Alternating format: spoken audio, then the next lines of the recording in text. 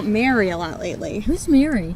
Wife of Joseph, mother of Christ. Oh, that Mary. Yeah, so here's my thing. Isn't it possible that she was actually impregnated by a real guy? You know, not God? And she made up the story so as to avoid being stoned to death. Yeah, you're not the first person to have that thought. But what if she didn't know she had slept with another guy? I'm sorry? Look, I haven't done any practical research into the relative availability of mind-altering drugs in the biblical age, but theoretically, could Mary have taken something, blacked out, had sex with John the Baptist or whoever, and then truly had no memory of it? Are you sure you're comfortable with that level of blasphemy while with child? A bolt of lightning can't be good for the baby.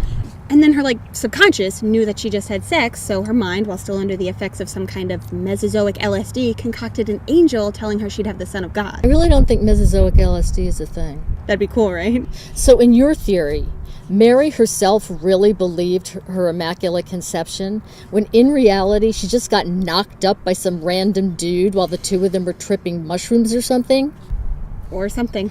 Well, aside from being breathtakingly offensive, I guess that's kind of an interesting notion. Right? I wonder if she was scared. Scared? Yeah, I mean, whether the angel was real or just a hallucination. Let's go with real for the moment until I figure out how long I'm going to have to spend in confession for having this conversation. As though carrying another life inside of you isn't scary enough. If that life is supposed to save all mankind, you better make damn sure not to eat any sushi. It's funny, actually, now that you mention it, I guess I never really stopped to imagine Mary as just a regular girl, just being pregnant like anybody else, having morning sickness, Cravings. cankles. Why'd you look at me when you said cankles? Because I have this weird habit of looking at people when I'm talking to them. Right. Wonder if Mary was as hormonal as you. God bless her, she was. Pun intended. Of course. And just imagine being out on the street when you're going to give birth. I mean, it's a nice story and all, very capital R romantic once you know when it turns out.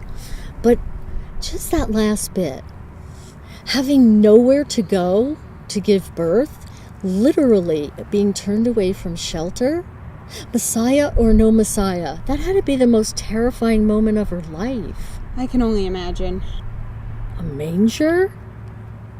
Just think how you'd feel if you were forced to give birth in a petting zoo. Not to minimize the point, but giving birth in a petting zoo sounds kind of awesome. Patty. No, with the cute little sheep and the ponies. Oh my god, the ponies. Only you would be amused by such a thought. Hey, Mary made it through all right. I bet she was a good mom, too. And she had to have been, right? To raise a guy like that? You think Jesus wouldn't be Jesus if he hadn't had such a good mom? I don't know. I mean, he loved us all so unconditionally, he was willing to die just to save us. Whether how he was raised had anything to do with it or not, that sure sounds an awful lot like a mother's love to me. Yeah, I guess it does. Of course, there's also the possibility that Mary was still doing drugs during her pregnancy and all of Jesus' miracles were just side effects of prenatal brain damage. Mary wasn't a drug addict. I'm just postulating. How about postulating something a little less abhorrent than crack baby Jesus? Your mind wanders in some mysterious directions when you're pregnant. It can't be helped. Are you fixating on Mary? A bit. Why? Because she's like the most famous mother of all time. I just wonder if she felt how I feel. How do you feel? Happy. Nervous. Like everything is gonna change. Of course everything's gonna change. Is that the point? I suppose so. There's also one other reason.